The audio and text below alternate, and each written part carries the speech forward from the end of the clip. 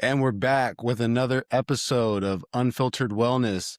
I'm Gabe Jacobo. We got my man Austin Main, and we've got a guest today, Murphy Beck. Austin, Murphy, what's going on, fellas? Not much. Just hanging out with the boys. Happy to be here, man. Yeah. We're back to our regularly scheduled programming. We had some weird weeks come up. We came off of HYROX Phoenix. I got sick, and then Austin got sick, and then we were trying to get back into the flow, and then Austin's baby was teething, so it just everything was going crazy and haywire in the world. So we're gonna get back to what we've been doing, getting these things out on a weekly basis, whether it be myself with a guest, or myself and Austin, or us with a guest. In this case today, it's Murphy. So Murphy, welcome. Please introduce yourself. Yeah, like he said, thanks for the introduction. But my name's Murphy Beck. I've been training with Austin and with Matt for what has it been 3 years? 3 years since Oh, I was a we were junior in babies. college. You were a Yeah, baby. Yeah. yeah. Started out just doing really just strength and trying to do bodybuilding. Austin was teaching me about nutrition, stuff like this. And then really just recently we started diving into the hybrid training. It all kind of started with last year. Me and Carson, we were like, if we miss a day of cold plunging, then we got to sign up for the Oklahoma City Half Marathon. Ended up going like 2 weeks that we didn't miss a day of cold plunging, and then ended up missing a day of cold plunging because the apartment complex, like the management, saw us getting in like the pool when it was closed, and they cut us off that day. And like we didn't have one, we didn't have like a pod or anything at the apartment. So we missed that day and ended up having to sign up. And I think all of us kind of just fell in love with like how hard it is mentally. Physically, it's just a different beast to tackle. But no, I graduated from Oklahoma State just in May. I'm working as a landscape architect in Tulsa. So it's a lot of fun. Got a puppy, Boaz. He's What's chewing up, our Puppy. bum right Yeah. Boaz? now. Puppy. A 200-pound puppy. Yeah, he's about 70 pounds, about 7 months old now. So Big dog. he's fun to deal with. But love Jesus, love God. That's what I am striving to get better at every day. That's always my main focus. Got a loving family, got a sister. My mom was a teacher all growing up, and my dad works in the oil field. Um, got a loving girlfriend as well. You guys So, farm ranch too, though, right? yeah, we got 80 acres and 20 head of cattle out there. So So I'm blessed to eat the whenever the beef. world comes to an end, we just go steal Murphy's cattle. That's where we're all Yeah. going. Mm-hmm. Yeah, we head over there. Yeah, I appreciate it. Great introduction, man. Great introduction. That's funny that you were in Tulsa. I was just living there, obviously. You know that. And we all got to train together. What was it? Mm-hmm. Probably like May, June, Yeah. something like that. Do y'all Mm-hmm. guys realize that's almost a year ago? I know. I Mm-hmm. know. That's I crazy. saw that the other day and was like, wow, wow. That was my I can't first believe how long ago introduction it to was. Gabe, and we were Yeah. doing those quarter-mile repeats, Oh yeah. and And he he just was hosed it. dusting. I was like, "This guy he's got it. He's got it." Guess That what? was fun. I've gotten faster. That's good. He's I'm not trying to keep up with this guy at this point when it comes to running.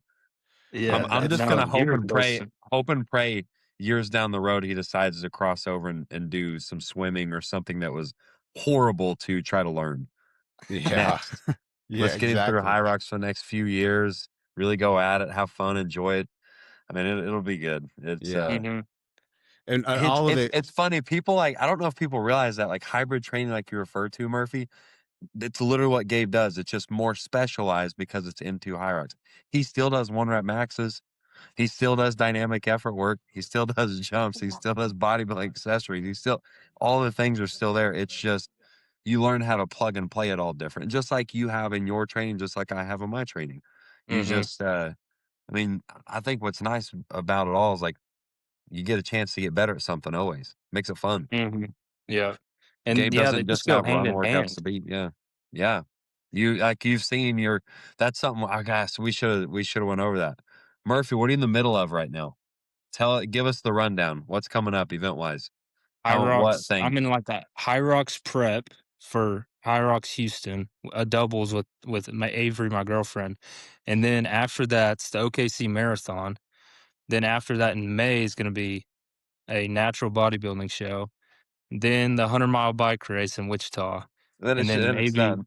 maybe something after that. I don't know. Just hang out finally. Well, when's that It's 100 Yeah, mile bike race? it's read on in August. August, yeah. August. Okay. Yeah. Okay. Well, what you can do, what you can plan for is if they do it again, High Rocks Boston in September, I think that's I think that would be a really cool race. But you've got all these events coming up, and it's like Austin said, it's hybrid is so I feel like it can sometimes get a bad name or a different rep on it because it's like, oh, it's just High Rocks. No, it's like you said, Austin, it's plug and playing with different modalities, one rep maxes, bodybuilding accessory work, dynamic effort work, like all these different things you can plug into it. When you got Murphy as a client, Austin, where was he? And what did you see right away that you wanted to just immediately start hammering on? And then I'll have Murphy explain what that process was, and then we'll kind of move through it. Oh, that's good. That's really good.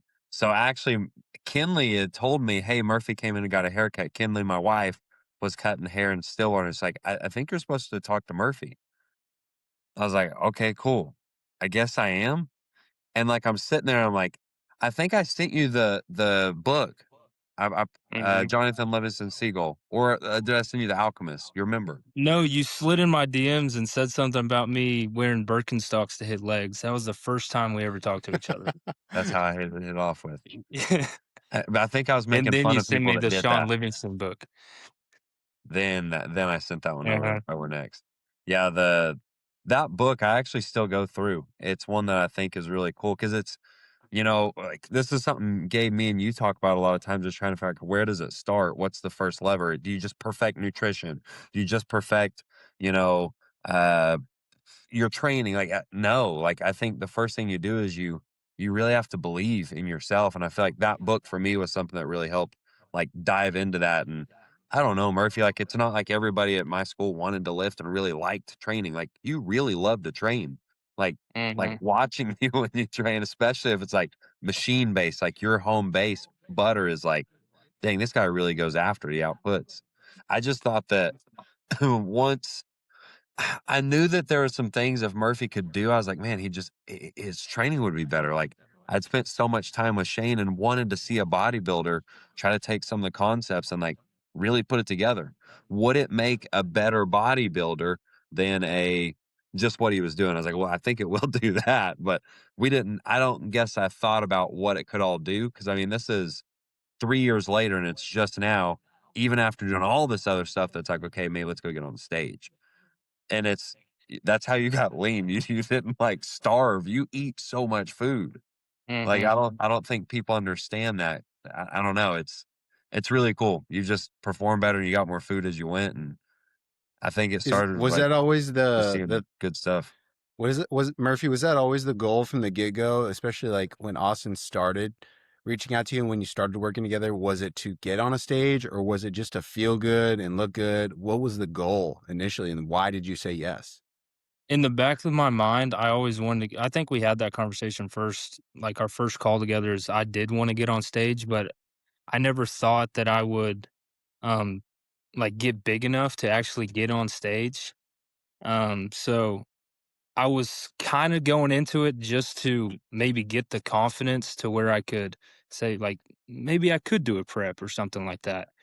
Um, and then another reason was, like, I was kinda getting bored of, like, going there and hit 4 sets to failure on the machines all the time. What And, was like, I that? kinda stopped seeing progress and stuff like that, and I didn't know much about nutrition either. I was eating probably 600 grams of carbs a day, and then I'd have like 4 eggs in the morning with no carbs, and then I'd have 3 meals of like salmon or beef, like a crap ton of salmon and beef with like it was like, I don't know, 4 cups of rice, like every Whew, meal. Yeah, and that's a lot of This rice. Just eating. just Was eating. was that during the Tulsa back and forth too? Yeah, yeah. Oh, I interned in stress Tulsa, as and I stress was as high as can be and slamming stress down is that much high. food. Yeah, That's why it was so big, like, that one picture, that first check-in, it was so big. yeah, It was just so inflamed. yeah. So Like my But so lower back but he was pushed, terrible. like, he really pushed hard, like, I'd see him train, and I was like, "This guy really trains hard." Yeah. And that's definitely one of the things I noticed about you, and even in some of the stuff, which I wish you posted more. I think I'd be fascinated to just I wish you had a guy recording you at all times when you were training, because like, you kind of give the Sam Solik vibes where you're just like, here's the goal here, now watch me do it. And then you just do it, and then you're just talking about I'm eating this because like I get because you just love to train, and that's what's so cool. Uh Hmm. and early on in that process, Austin, what was the goal? What were you trying to manipulate within either training and or nutrition to start incorporating what you do really well? Honestly, none of it. I just knew that Carson was up there and Stillwater needs somebody to train with, and I was like, I think Murphy can take on the load of this, like, I know how hard that training style really is if you really do all of it, like, it's hard. You gotta be able to recover from it, Hmm. and I knew that if they both had a good time training together, then they'd both get better results faster. The one of the most important things you have at your disposal is who you train with. Like, I really wish all of us had really solid training partners that we were with on a daily basis. It's really hard to have that. I mean, I was very fortunate at the gym to have like Gunner, for example, and Kellen and all this group of guys that I mean I trained with every day. Like, if you don't want to come in and really push it that day, like you didn't have a choice. We Right. probably did too much, too hard, too often. But I think at some point in the timeline, you do have to. Like you have to know what you're capable of, but then you also gotta figure out how to pull back and recover. I just wanted Carson to have somebody to be able to train with and pushing. Murphy Yeah. did exactly that. That was, like, initially, like, I think the first thing that was, like, Kinley had said something, I was like, "Oh, this'll fit," fit because I had told Carson when he left the gym background on Carson, he was the first 40-inch vertical jump at MAP. Like, it was the coolest thing I ever saw with how he did it, and so whenever he went to college, I still wanted to see, him, continue to enjoy that and find, what can I do? What expressions have I not done yet that I'm still curious to see, am I capable of? And I think knowing that, hey, if you have somebody that can push you, yeah, you'll get there further. I thought Hmm. Murphy would push Carson, but then I thought Carson in a way could help Murphy learn new training techniques and tools and stuff. Yeah. What kind of experience did you have coming into it, Murphy? I know you talked about going 4 sets to failure, but what did you learn early on that you've taken so far? I was like coming into it. So I mean, I didn't train a single session coming into it alone. Right as I signed up with Austin and got on this conjugate plan, I had Carson there, and he was like my dictionary Hmm. to Austin's brain. Understand. Um, and I mean, I got in there and I was like, I was just kind of trusting it because I didn't really know Carson that well. But I could tell that he like loved to train. I could tell that because when you see somebody believe in something like as much as the map people believed in map, it was like, well, why can't I just try it? So that was like my first impression. But of the training, I was like, so why are we doing a 1 rep max pin press? Like I don't get enough range of motion on a 1 rep max pin press. That's like I'm what not I gonna was grow my thinking. pecs. Yeah. Yeah, exactly. Um, but then like you kind of start to realize like the different load capacities and everything of doing stuff like that. And then you just really start to learn the different attacks to 1 rep maxes and just growing tissue, um, being able to push volume. We need to push volume. Being able to pull back. Uh, Deload weeks was like a crazy thing to me. I really didn't think we needed deload weeks I because still I hate mean, him, Murphy. I still refuse to take them half the time until I'm forced to. yeah, Till you get and sick. Yep. Yeah. exactly.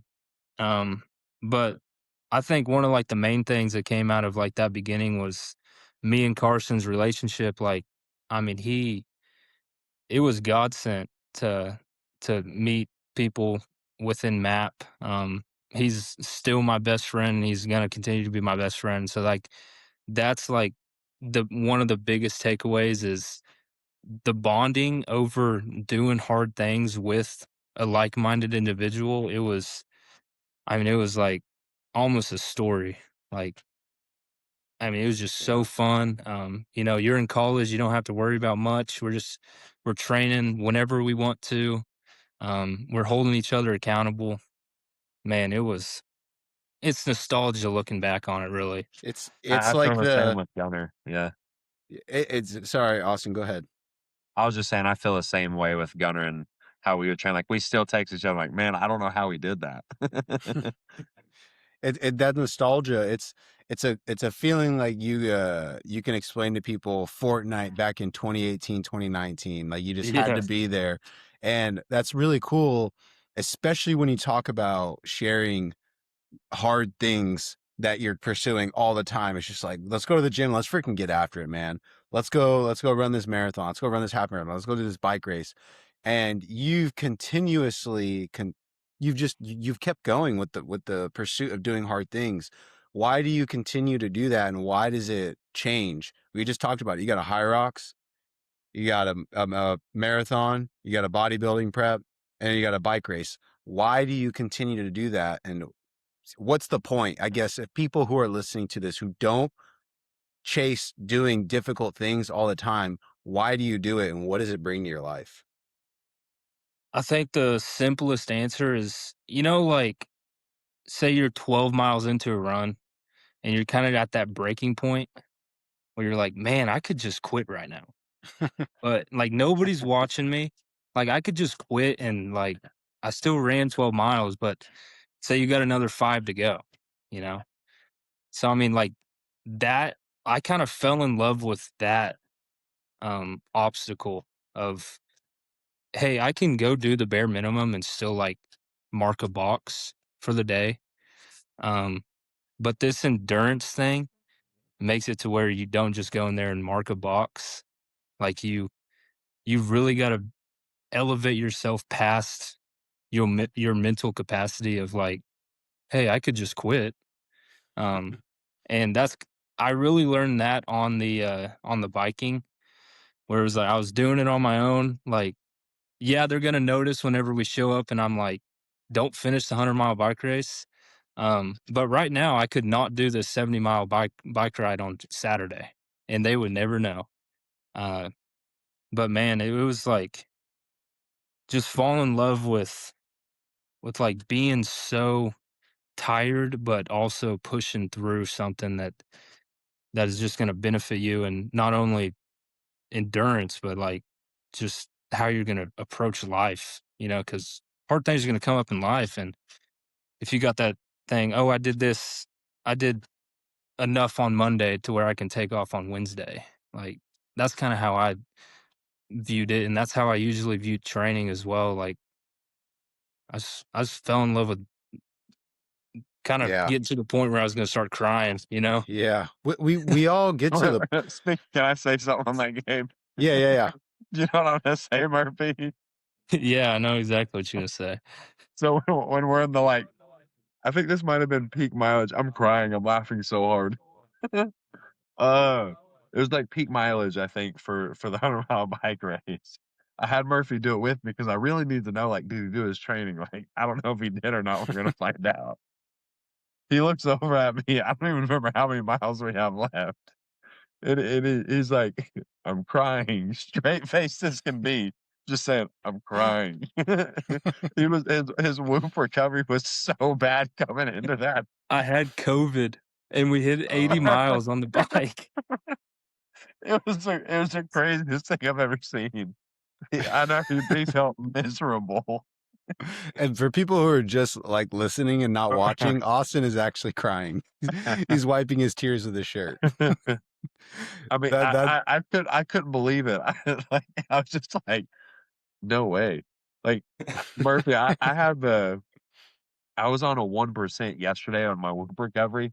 I've just been really sick. Like I can't get over the flu Mhm. and training volume, everything else going on.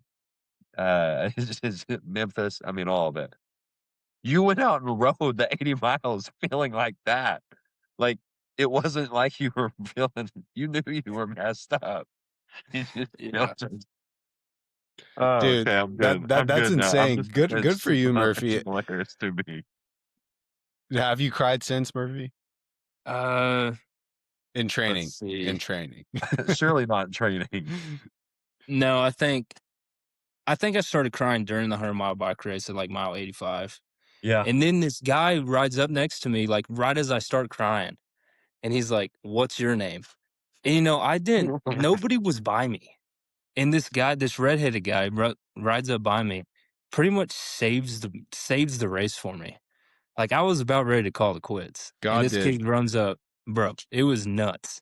I mean, I was praying, I was doing all this, and he was like, "Yeah, I'll stay with you for the last 15." I was like, "This guy is awesome." Yeah, yeah, That dude. was God sent him. That's what Yeah, happened for is sure. he Gabe, was like, at some point, you've gotta have, like, the miserable experience of 6, 7, 8 plus hours doing an event. I'm sure Yeah. I will at some point. I'm committing probably a a decade down the line. I commit to the 100-mile bike race. Within the next 10 years, Gabe will okay, perfect. Yes, yes. But kind of going back to you choose to do these difficult things. We're talking about it. You literally you're doing they're so hard and you're crying because but that also comes down to a decision. You still made the decision to go out there and ride those 80 miles when you were sick. You still Exactly. make the decision to continuously show up for yourself. But I feel like sometimes I want to scream it from the rooftops, like and just grab people through the screen and shake them and say, "Wake up."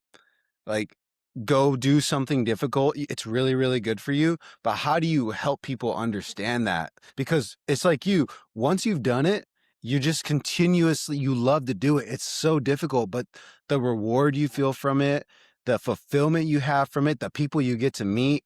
What do you tell to people who don't do this stuff? And I'm not saying you got to go out and ride 100 miles on a bike next month. I'm just saying, what do you tell people to take that first step and investing in themselves and to pursue something that scares them? Man, I think everybody loves dopamine, and, like, a lot of people get dopamine, like, unnaturally, and getting a natural hit of dopamine is unmatched. I mean, you could scroll up on a TikTok video that makes you laugh a whole bunch, but if you go outside, like, this could be the easiest thing. You go outside in the morning for 15 minutes and just listen to nature, get Oh, your feet in the grass. I mean, you're gonna get a bigger hit off of that earth than you would from anything else. So I think not only falling in love with the process, but being able to visualize how you're gonna feel like after you do it. So, like, I mean, yeah, we don't always want to go at 5 in the morning to go, hit legs, but imagine how I'm gonna feel at work that day. I already I already hit Already legs darn today, so smart, I mean, I'm man. I'm kind of I'm kind of on edge. Like, I'm feeling pretty good. I can yeah. answer I can answer calls a little bit better, and I can talk to my coworkers a little bit better. So I guess just trying to, preach to them like how good you really feel when you do something like that. Like, Hmm. it's honestly unexplainable how much self-confidence you get even when you're not where you want to be, but just taking a leap in that direction. Like, it gives you like some satisfaction and a lot of satisfaction for just, putting yourself out there and doing something difficult. Just That's, the yeah. there's Shane when I think, like, the training philosophy is everything, like, you're saying that, Murphy, the something from Shane really stood out to me as you're saying that. He would always say, "Well, the way you train, you should get PRs 98% of the time or more." It's like we use a lot of variation in our training. All three of us do. Like we do a lot of different stuff. It's not just, okay, you do dumbbell bench this week, then you come in, do dumbbell bench next week and beat it by a rep. Then you come in the next week and beat it by a rep. We don't do that. There's so many different variations of different exercises, different cardio records, different strength records, different jump records that you really have an opportunity every time to show up in the gym and get PRs. And I feel like that's very, I don't know, maybe it makes us like training more because we get a way to measure if we won or not. And oftentimes we do get to win because we set up training properly to allow that to happen. I don't know, Hmm. Shane, that was something that I remember Shane just being really highly on of why they did. I'm like, why does that matter so much? Well, Shane also builds champions. Like that's, you ask Shane, what do you do? I build champions. Like that's his specialty. That's, I mean, we're all like, I'll give a lot of credit back to that because that moment of like Jonathan Livingston Seagull, that book that happened for me there, that was like Shane made that happen for me first and foremost. Like I believe in coaching because of like coaches helped me the most of anything I've had. I don't know. I Big I thought time. that was really big to include there. Yeah. Yeah, that's actually a great point. We 'Cause you could do coaches. three box squats at home and the next day do 5 box squats, 5 sit-ups out of your chair, and it's like, you get the same effects as what we're talking about with how we train. Everybody has their own level and their own starting point. You can 100%. feel good from wherever you start at because you get to make progress. Mhm. You just have to know how to Absolutely. measure it and see it, I think. Yeah, yeah. And and it kind of leads me into what I wanted to talk about next is we talked about the methodology, how you started, why you choose to do hard things. Right now, it is sort of that hybrid. We talked about in the beginning, but that hybrid lifestyle and Man. moving into that a little bit. What have you learned? Number one, about yourself in doing this, and even before, and just to set the stage, we all hopped on here and we looked at you, Murphy. We're like, dude, you look good. Like your face, you're like, it's nice and you're chiseled, looking good. We saw the Instagram picture from the other day when you ran that 8K, and I told you as soon as I saw you, I'm like, dude, you looked good in that thing. Like, look like a freaking Appreciate it. yeah. So just kind of walk me through why the hybrid route right now, and what has been your take on it so far. Uh, I'd say it really pushed. So having Boaz, having the dog, and then having the hybrid, it really pushed like me having to have a really tight schedule with work. And like if I don't get up in the morning and go lift, then it's really difficult for me to, you know, get to the gym even when I have a puppy dog that really needs the attention and needs to be watched and walked all the time. But I think it's really just going back to kind of what like you guys are doing. And I feel like if I'm just doing, machines and stuff like that, I don't feel as included in the group. But I think if all of us are sharing like kind of the same struggles, the same processes, we have similar goals. It kind of knits us as a training group a little bit more.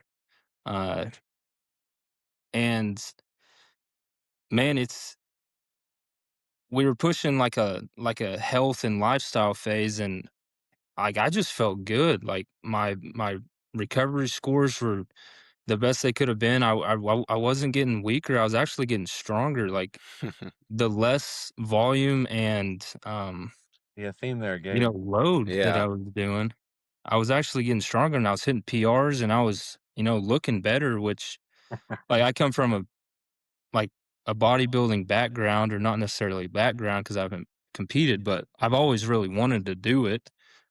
That So was when I always your started, training style. Yes. yeah, exactly. So when I was seeing, physique gains off of me not necessarily just going and do the traditional, bodybuilding movements and everything like that, I just fell in love with it again. And then, I it really does come back to like how I feel, Yeah. and how well I can sleep. Um, and it does help me bond with other people too, because Avery helps me a lot with it because she likes to run, and I want to be there with her when she wants to go run, and I don't want to just get smoked. So yeah, I think like it really comes down to being able to bond with the group and with other people over that Yeah. training style. You get to share that more often. I didn't even think about that. Like that's, I mean, I fell in love with CrossFit at a young age, and that's what it was. It was the mutual shared bonding between these hard things that you're doing with people. It's Hmm. interesting. Yeah. Yeah, such a good you put it so well, like, it was like a light bulb. Number 1, let's talk about what you said in the beginning. You saw strength gains and you saw physique gains, wellness, mood, all these things when you pulled back a little bit Mhm. on whatever you wanna call, whether it be intensity, volume, duration, however you wanna look at it, and it was all by design. And then once you I think this is also one of the things where I wish I could grab people through the screen and shake them, is when you know how good you feel when you start getting good sleep and your mood's better more often, you did not even realize how fatigued and foggy you were until you actually get to that point. I've Mhm. told people all the time, Lauren and I, she's sitting out there right now in the living room. Me and her have told people, and I've said it. I nothing against people who go out and have fun and go to the bars and drink, like, but I don't want to do that anymore because I know how I feel when I wake up. I know how I feel for 2 or 3 days after, as opposed to when I get a good night's sleep and I train, I'm able to do what I want to do throughout the day. I just feel better. And when you compound those things, that good night's sleep, that feeling good throughout the day, your energy's up, you love attacking life, you get to put your feet in the grass and just listen to nature, it becomes almost intoxicating. That dopamine just becomes so intoxicating. You're just continuously chasing it and chasing it and chasing it. But from a hopefully a healthier perspective, and you're not neglecting other parts of your life, but you just said that you're Yeah. bonding with people who share the same things that that you're looking at. Mhm. No, that's a great way to put it. I mean, I would go out a little bit, but I felt the exact same way. I like every time I drink alcohol, I'd be like, I mean, I'm taking a step backwards in the amount of progress that I was making in the gym. So, uh, no, I completely agree with that, and I feel like I aged um, a lot faster because I mean, if I have 2 drinks, I am cooked the next day. So I mean, I try and stay away from I do really try and stay away from that just because that stuff's poison. I mean, it's tough to recover from. It is. It is. It's hard to, and we talk about all the time, things in moderation. You have a Coke Zero, it's better than a regular Coke, but if you have one a day, try to have one every other day. Mhm. Things like that. Alcohol. If you have it once a week, hey, let's try just once every other week, and then we can try once a month, and then maybe it's once a quarter. You have a glass of wine. Who knows? I'm not saying you got to get rid of all these things, but it just comes down to what Austin and I've talked about in the past with Katie on the podcast: choices. We have choices we get to make. What's most important to us, and that's what I loved about what you said. I want you to hit on that one more time, Murphy. Is you've got to be strict with your time, and you've got to have a plan to it. But it's not so rigid to where you feel like, oh, like if I don't hit it, like I feel bad. It's because it puts you in the best it puts you in the best you. Like Mhm. you're your best you when you do that. Me and Austin were just talking about that. We're like, schedules, how do we work around this? You've got the baby and different things. Like how can I be the best dad, be the best coach and father and friend and mentor and all these things. So kind of walk me through that a little bit one more time, what that means. Yeah, it really came because I do love to train, and the thought of like missing a day because I kind of sold myself short by not waking up, Mm, uh, like it kind of makes me feel sick to my stomach because I feel like I'm just which that's also another battle that I have is like if I do miss or if I it's hard for me to take a rest day mhm. because I do kind of feel like I'm missing something that day. Uh, but no, it all started with that is and also if I don't start with that lift, I feel like everything else is out of whack too because Yeah. my food, like I have a pre-trained meal. So like If you don't train, you am I don't I'm have con- that I'm stuff off. confused. Do I not have that meal? Um and then, you know, I have this structure set to where right when I get home I cook that post-train meal and that's like my favorite meal of the day because I get a lot of so that's another dopamine hit right there It's is the when I get to best. have a sourdough sandwich with a It's bunch of crazy Oh, eggs because on it. it's all the same. Like I'm laughing at so much because I'm like, you're saying this on me like, yes, like that is I'm my like, favorite time oh, of the I love day. it. Yeah. Yeah. Because like you have another 45 minutes until you got to go to work, and you're like, I can sit down and enjoy this. And Just like that. uh, Oh yeah, and especially those moments of tranquility when like you're not on your phone and you're just kind of sitting there and you're just like you put the eggs in your mouth and you're like, I cooked these mhm. good today, and you know, Yeah. like my mouth's watering thinking about it because my eyes are closed. But you know, with all that, kind of, love it. I love the what you're talking about. You're just setting the tone, right? It's just about hmm setting the tone. It does all those things. Austin, when you're programming, like specifically for somebody like Murphy, and you gotta pull the volume back, or you gotta do something like that, and it's uncomfortable. And you just said it, Murphy. Like I don't like the rest days. It feels weird. I feel like I should be doing that. What do you? And we just sent text messages to each other about that today, Austin. How do you identify and how do you get somebody to understand? Hey, it's okay to just like chill out a little bit for us to make progress. Like less is more sometimes. Man, that's so I'm gonna actually answer that from, like, thinking of it from others' perspectives. Like, I mean, this is Matt and me right now. Matt's like, for the last week, had been asking me to pull back, and I just didn't wanna start yet. I had to get sick first. And so it's like, why would I finally listen to that is kinda what it makes me wonder. And for me, it's kinda goes back to the feeling part. Like, if I push hard enough, long enough, and I'm seeing these markers not come up, I feel different. I can tell I'm not my best at the house. I'm not my best when it comes to, hey, Gabe needs this. Murphy needs this. Like, I literally just can't function at the level I need to. So, that point, I go, cool. I'll pull back. I'll do what I need to. And then every time that happens, like you relearn, okay, what could I have done a little bit better? Like for me, that's just managing internal noise, like the stressors that come in my thoughts. Like the better I can manage that, the better it's going to be for me to be able to recover from higher training volumes with a newborn, with everything else going on in that. With me and you doing a lot here recently with Map, you know, kind of version 3 of that in a sense. There's Yeah. it's there's so many going on. I think that you just eventually have to realize that. How did Map make me realize that? I think I was so fed up eventually. You get Yeah. tired. Like Yeah. you realize like I wasn't making progress in any direction. I just kind of was like at a standstill is You what know, it felt like. It wasn't like yeah. I just got an epiphany.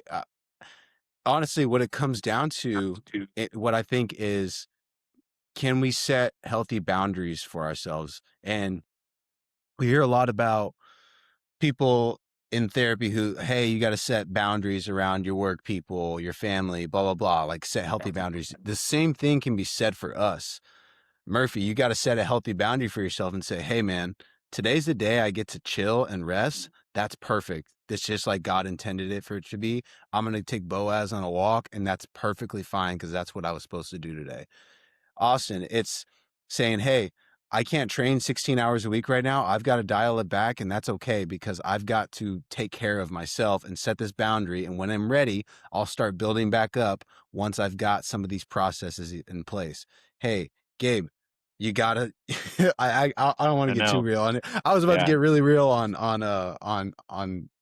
podcast, but I'll save that for Austin and I. Sitting down with the boys and it really comes out. It does. It does. I got to be careful, but I deal with the same things every day, and it Yeah. comes down to, can we put these defenses in place to make sure that we're protecting what matters most to us? That's ultimately what it Mhm. comes down to. So that's fun. Okay, we're kind of coming to the end of it, but I did have a question for both of you. Austin, I'll start with you, and then I will go to Murphy. Austin, we talked a lot about people pursuing hard things, doing new things, doing less to get more. But if you were to take someone on new today, I'm a new client. What is something that you would do just right away to maybe get me to calm down? Say I'm somebody that's just like always stressed out. I'm always worried about what's going on, what the next thing is. What are you going to do to help me for the next, let's just say 2, 3, 4 weeks, just right away? Man, that's a really good one. I'm actually thinking of this recently, phone call Saturday. Um, the fast, I still think it's the fast. Me and Matt will go back and forth sometimes on like, is it the fast or is it Um, like breath work, layering. Did we lose Gabe? I think we lost Gabe. He got sniped. They sniped him. He went out in real time and He just did. sniped him. Moved to New York You City, got and that was it for him. yeah. Can you imagine? It's like, man, he really got sniped just now. Wow. That would And I be think he had crazy. something die. Uh, no, I mean, I think I really think it's what it is. I'd fast. I mean, for me, Yeah. that's been the thing that I feel like helps most you. Yeah, like Mhm. a 36 You hour back? fast. Could you hear us or did you lose us? No, I totally lost you. You said a fast? Yeah, I said a fast or you can use breath work, but I think if you're really wanting a big tool quickly, I think the like a 36-hour fast is the biggest reset I can think of. Big time. Yeah. Okay, a 36-hour fast. I love It's that. not because it's hard. Like I don't have time to get into it, but there's an actual reason why a 36-hour fast works. It's not just oh it felt hard and you got no. That's not that has nothing to do with what it is. Dude, it works. It works. It's such a good lever to pull whenever you need it. So Murphy, okay. I love hearing people's, I don't want to call it hacks, but what have you found to be a really good, I guess, recovery routine or regimen that helps you specifically that you've kind of identified for yourself? Um, Sauna. I'd say I don't know if that's a hack. I think sauna at night, it kinda gets you the way I think about it is gets you warmed up. It's kinda like a hot shower. Hmm. Um, just gets you ready for bed. And then I've really been looking into red light therapy. Uh, and I got a little light bulb that I turn on at night. Um, and then I mean, if you wanna get the best recovery, you just gotta sleep. You gotta have your bedtime in place, Yeah. and it really just comes down to you sleeping, uh, being able to get enough REM sleep and really recover from that. Uh, so I mean, that's my favorite hack is Yeah. sleep. That the Sleeping. sleep, dude, Yeah. that's actually if I had to choose one, it is the nighttime wind down ritual. Mhm. For me, it's been just like we're recording this podcast right now. As of this recording here in New York, it's 8:15 p.m. My phone would have been plugged in about 15 minutes ago, and I'm done with it. I'll take Charlie out when we get done with this call. I'll take her out, take her on a walk. A really nice calm down routine. I've been incorporating breath work. Really fun, Austin. It's kind of we'll go into it later, but it's really like calms down my nervous system. When I come upstairs, I've got blue light blockers, these red sunglasses, and I get into bed and I read a fiction book. And I'm telling you, it like 15 minutes or less, my eyes are like I'm like doing this to stay awake and it's over. It's over. But when you talk about getting rid of all the crap, doom scrolling or watching TV and you just take time to really wind down for that last hour of the night, it makes a huge difference in how you sleep and how Mhm. you recover. Mhm. It's Huge. funny after you say that too, because like people hear that like I have to do all these things. Like no, like everybody's is different. Just start with what you can do. Mine to finally get a wind down routine. I just held a promise to walk outside. Yeah. Sometimes it's 3 minutes, sometimes it's 12. I just go outside every single night and that's it. If I do Yeah. that, that sets me up then to be in the shower, do my stuff there, take my last supplements, get in bed. Like Yeah. it's do. It just And puts you in like that's it's a circle. Yeah. That's the funny part is we just moved here to New York. I've been able to just open the door, let her outside. She goes to the bathroom. She comes back in. I close it, lock it up. We're done. But now I have to take her outside. She has to go outside. I have to do it. So I'm like, I might as well walk. And hey, if I'm going to walk, I might as well do this little 3-minute breath work routine that really calms my nervous system. It's just we adapt as we go. We just make these little decisions as we go that continuously move us down the Mhm. line, move the needle. But That's funny you said read a fictional book. I don't I don't read a physical book, but I have one of those hatches like the alarm clocks. yeah, And I've been listening to The Great Gatsby for since I got it in, on Christmas. And I just really, keep re-listening to the book because it just makes me so sleepy. It's great, dude, but I've got a that's so hack. funny. That's crazy. I've got a hatch right here, and They're awesome. I know it does the bedtime stories, but I've never tried it. We oughta get my wife and I to try that. That'd be sick.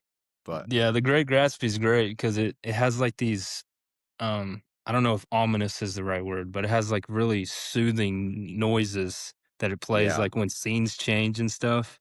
And it's great. It's like, yeah, it's time for bed now. that's sweet. I like that. I gotta try that. I'm gonna try.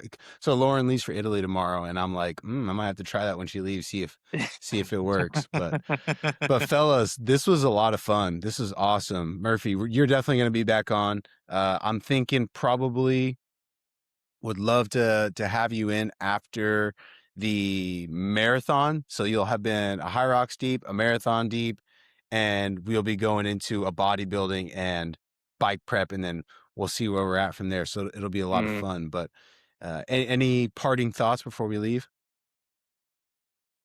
I'm thankful for you guys. Love you And guys a vice lot. versa, man. Vice Vice versa. versa.